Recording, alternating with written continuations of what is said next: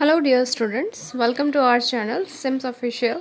I, Sati Rajput, your assistant teacher, and today we will continue our history chapter 2 from trade to territory.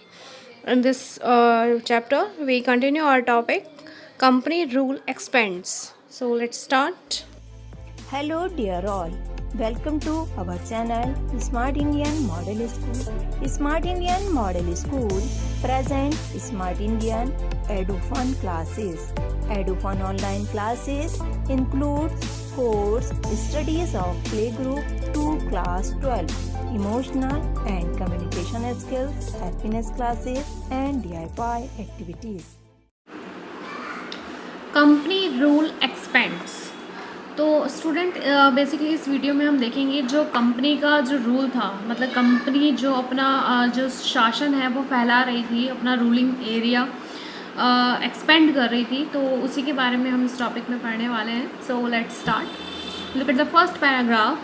If we analyse the process of annexation of Indian states by the East India Company from 1757 to 1857, certain key aspects emerged. The company rarely launched a direct military attack on an unknown territory. Instead, it used a variety of political, economic, and diplomatic methods to extend its influence before annexing an Indian kingdom. It means student, अगर हम बात करें 1757 और 1857 के बीच की, तो उस time पर ईस्ट इंडिया कंपनी ने जितने भी भारतीय राज्य थे, यानी कि जितनी भी इंडियन टेरिटरीज़ थी, उन सब पर उन्होंने जो कब्ज़ा किया, जो अपने अंडर में लिया उनको, तो उन सब से हमें कुछ पॉइंट्स हैं जो सामने आते हैं हमारे, जिनके बारे में हम डिस्कस करेंगे। देखिए, जो कंपनी थी उसने कभी भी किसी भी अननोन टेरिटरी पर, यानी कि इंडिया की किसी भी ऐसे स्टेट पर जिसको वो जानते नहीं थे, उन्होंने डायरेक्ट मिलिट्री अटैक नहीं किया, मतलब एकदम से उन्होंने उस पर हमला नहीं किया। इसके बजाय उन्होंने क्या किया, उन्होंने किसी भी जो इंडियन रियासतें थी, जो भारतीय रियासतें थी, उनको अपने अंडर करने के बारे में सोचा उन्होंने। तो इससे पहले उन्होंने क्या किया, उसके पॉलिटिकल, इकोनॉमिक और डिप्लोमेटिक मेथड के थ्रू, मतलब जो एक तरह की कूटनीति होती है, मतलब योजनाएं बनाकर जो काम किए जाते हैं, तो इस तरह के उन्होंने वर्क किए और तब जाकर जो इंडियन किंगडम्स थे उन पर अपना कब्ज़ा किया। After the battle of Buxar 1764, the company appointed residents in Indian states. देखिए, जब बक्सर का बैटल हुआ, बक्सर का युद्ध हुआ 1764 में, तो कंपनी ने क्या किया, इंडियन स्टेट, जो भी इंडिया के स्टेट्स थे, उनमें उन्होंने अपने रेजिडेंट अपॉइंट कर दिए, यानी कि एक तरह से जो एजेंट टाइप से होते हैं उनको अपॉइंट कर दिया। दे वर पॉलिटिकल और commercial agents and their job was to serve the further the interest of the company. और ये जो रेजिडेंट उन्होंने अपॉइंट किए थे, ये एक तरह के पॉलिटिकल और कमर्शियल एजेंट थे, यानी कि पॉलिटिक्स से रिलेटेड और कमर्शियल, यानी कि जो एक फाइनेंस से रिलेटेड जो होते हैं, मतलब मनी से रिलेटेड, इकनॉमी से रिलेटेड। तो ये एजेंट, इनका जॉब क्या था, इनका जॉब था कि कंपनी के इंटरेस्ट में, मतलब कंपनी के इंटरेस्ट में सर्व करना, यानी कि अपनी सेवा देना, मतलब जो चीज़ें कंपनी के इंटरेस्ट में हो उन पर वर्क करना। Through the residents the company officials begin interfering in the internal affairs of the Indian states. देखिए, जब कंपनी ने अपने रेजिडेंट्स अपॉइंट कर दिए, तो अब कंपनी वाले क्या करने लगे, जो कंपनी के अधिकारी थे वो क्या करने लगे, वो इंडियन स्टेट्स के जो भी इंटरनल मैटर्स होते थे, जो भी उनके मामले होते थे, वो उसमें भी इंटरफेयर करने लगे। They try to decide who was to be the successor to the throne and who was to be appointed in administrative post.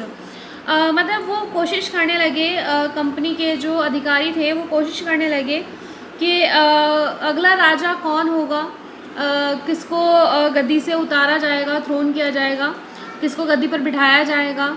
इसकी जगह पर कौन सी एडमिनिस्ट्रेटिव पोस्ट होंगी और उन पोस्ट पर कौन से लोग अपॉइंट होंगे। तो इस तरह के जो इंटरफेयर थे वो करने लगे नवाबों के, मतलब जो उनकी रियासतें थी उनके अंडर में, तो उनमें इस तरह के इंटरफेयर करने लगे। हमने पहले पढ़ा था कि जो ब्रिटिशर्स थे वो सिर्फ यहाँ पर ट्रेडिंग के पर्पज़ से आए थे, ट्रेड करने के पर्पज़ से आए थे, बट धीरे धीरे वो पॉलिटिक्स में भी इंटरफेयर करने लगे, एक पॉलिटिकली भी वो पार्ट लेने लगे इन सब चीज़ों में। Sometimes the company forced the states into a subsidiary alliance.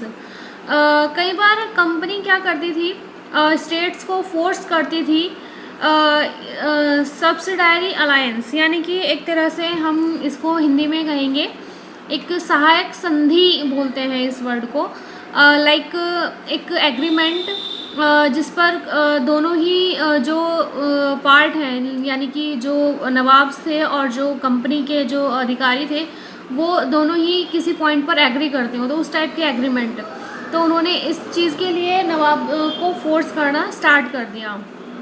According to the terms of this alliance, Indian ruler were not allowed to have their independent armed force. देखिए, जो इंडियन रूलर इस alliance को मान जाते थे तो उनको अपनी आर्मी रखने का, इंडिपेंडेंट आर्मी फोर्स रखना अलाउड नहीं होता था, वो अपनी सेना नहीं रखते थे। They were to be protected by the company. उनको कौन प्रोटेक्ट करता था? उनको कंपनी प्रोटेक्ट करती थी कि अगर उनके साथ कोई वॉर करता है या कुछ भी करता है तो कंपनी उनको सपोर्ट करती थी इस अलायंस के according. Okay, but had to pay for the subsidiary force that the company was supposed to maintain for the purpose of this protection। But इनको क्या करना होता था, जो इन अलायंस को मान जाते थे, मतलब एक टाइप की संधि जो कर लेते थे, तो उनको अपनी फोर्सेस के लिए कंपनी को कुछ पे करना होता था, कुछ मनी पे करना होता था, जिससे कि वो जो आर्मी है कंपनी के पास जो प्रोटेक्शन देगी उन नवाब्स को या उन रूलर्स को, तो उनकी जो आर्मीज है उसको मेंटेन करने के लिए उनको पे करना होता था। If the Indian ruler fail to make the payment, अगर इंडियन रूलर पेमेंट करने में फेल हो जाते थे, यानी कि वो पैसा नहीं देते थे, मनी नहीं देते थे, then part of the territory was taken away as a penalty. तो बदले में जो कंपनी के जो अधिकारी थे वो उन राजाओं से उनके टेरिटरी का, उनके स्टेट्स का कुछ पार्ट अपने अंडर में ले लेते थे, मतलब उन्हें अपने राज्य का कुछ हिस्सा कंपनी को देना होता था। For example, when Richard Wellesley was governor 1798 and 1805, देखिए एक एग्जाम्पल दिया गया है इसका कि जब रिचर्ड वेलेस्ली गवर्नर जनरल थे 1798 और 1805 में, तो उस टाइम पर the Nawab of Awadh was forced to give over half of his territory to the company in 1801। तो जो अवध के नवाब थे उनको फोर्सफुली अपना जो हाफ टेरिटरी थी, यानी कि उनके राज्य का जो आधा हिस्सा था, वो उन्होंने कंपनी को देना पड़ा था 1801 में। क्यों? Because as he failed to pay the subsidiary forces, because वो कंपनी को पे नहीं कर पाए थे फोर्सेस के लिए जो मनी उनको पे करना था।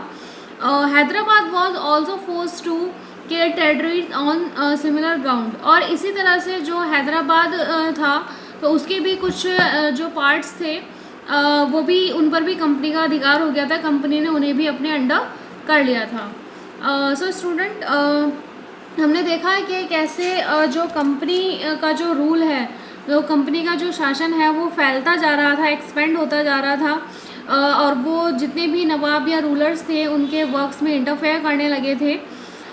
So that's all about this topic. In next video we will discuss next topic of our chapter, that is Tipu Sultan, the Tiger of Mysore. Okay, thank you for watching.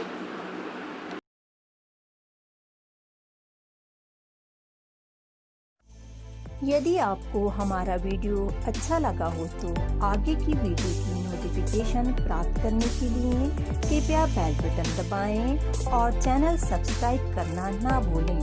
Please subscribe our channel of Edufun classes. Thank you for watching.